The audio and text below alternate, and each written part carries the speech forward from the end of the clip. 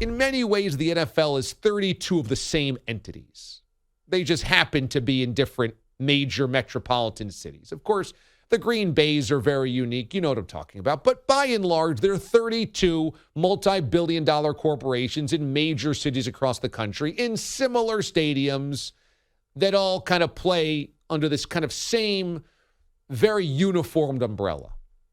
College football isn't that. And that's what makes it great and unique and interesting, is that there's all these little kingdoms across the country that are regional and local, hyper-local, hyper-unique to their state, to their town, to their region, to their fan base, to their alumni, to their boosters. It is so interesting because USC is nothing like LSU. It's so interesting because Oregon is nothing like Clemson. It's so interesting because Ohio State and Texas are very, very different. And they don't belong under the same umbrella. They belong in their own regions with schools that battle against one another because there's familiarity. So USC and UCLA joining a Midwestern league that's defined by Ohio State and Michigan is not good.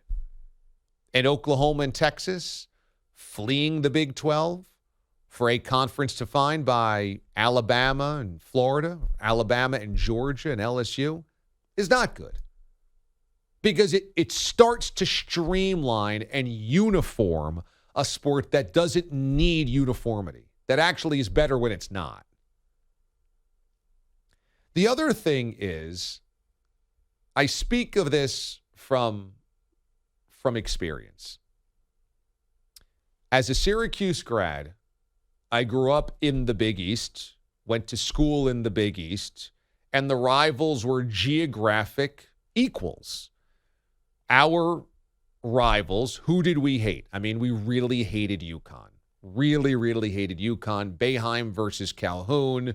UConn's great NBA talent versus Syracuse's NBA talent. Gampel Pavilion, the Carrier Dome, etc. It was perfect. But it's also perfect because there's a lot of kids from Connecticut that go to Syracuse and a lot of people from New York that go to UConn.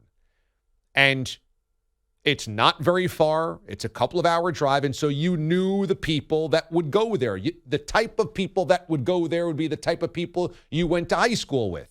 And our other geographic rivals are Boston College and Pitt and West Virginia and Rutgers and Temple, those northeastern schools where if you're growing up in high school in the Northeast, you would choose to go to one of those schools, hypothetically, if you wanted some big-time sports to go along with your education. So the people that went to your school could hypothetically go to the other schools.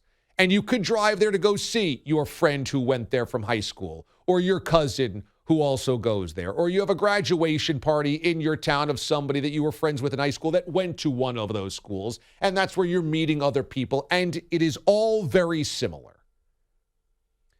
And in the Pac-12, USC grads work alongside UCLA grads who work alongside Arizona State grads and Arizona grads. And families send their kids to one of these schools, and maybe they sent their kid to Cal or Stanford, but you're all in the same kind of general region and state, and you have a commonality. And that breeds the rivalries and the nastiness and why it matters. So Syracuse plays in the Big East, and a game against West Virginia is a big effing deal because it feels like a big effing deal. And then suddenly West Virginia goes and plays TCU every week, and Iowa State in the Big 12, and Syracuse plays NC State, and Syracuse plays Wake Forest, and guess what is no longer a big effing deal? Any of those games. Any of those games. And so they go, well, boy, Syracuse plays North Carolina and Duke, and isn't that awesome? Yeah, those games are awesome. But 80% of the schedule is no longer a big deal, which is what you're talking about with USC and UCLA. Is USC Michigan awesome? Sure as hell is. Is UCLA Maryland awesome?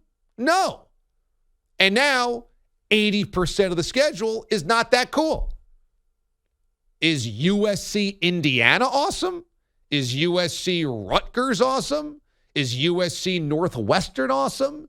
Is USC insert the other 80% of the Big Ten besides Ohio State and Michigan? You lose the soul of what has always made college football so great. So I don't think this is good. I don't think this is good in any single way. I understand why it's happening. And why it's happening is that the money's so big, but it's so much bigger in the SEC and the Big Ten that it's impossible to look away. You know you're selling your soul. You know it's not great for your alumni. You know it's not great for your kids. You know it's not great for volleyball, men's soccer. You know it's not great, but you do it because the money is so amazing. Is that a great reason to do things? No, but it's the way of the world, so I'm not certainly going to live in some type of alternate universe where money doesn't dictate monster decisions. Is it great for USC to play Iowa in field hockey? No. But when you make an extra tens of millions, $25 million a year, $30 million a year just on your television deal, you start making those decisions. What I think this does, and this is, again, not good, is it ends the Power Five. There is not going to be 5 power conferences after this. There is not, because there's just not enough teams anymore. Something's going to happen between the ACC, the Big 12, and the Pac-12, and that much is clear. Either the ACC starts collecting the valuable schools from the Big 12 and the Pac-12, the Big 12 and the Pac-12 smash together, and they have one division, which is the West, and one division, which is the East or the Central or something. And so all of the rest of the schools combine. The Big Ten or the SEC could start picking all the valuable teams away. So Clemson, Florida State, and Miami go to the SEC. Oregon and Washington go to the Big Ten or something. That's hypothetically on the table. What's not going to happen is 5 power conferences, because now there's just not enough top-end talent. The Big 12 got the last of it last year when they ended up collecting those 4 schools to fill up the coffer after Oklahoma and Texas left.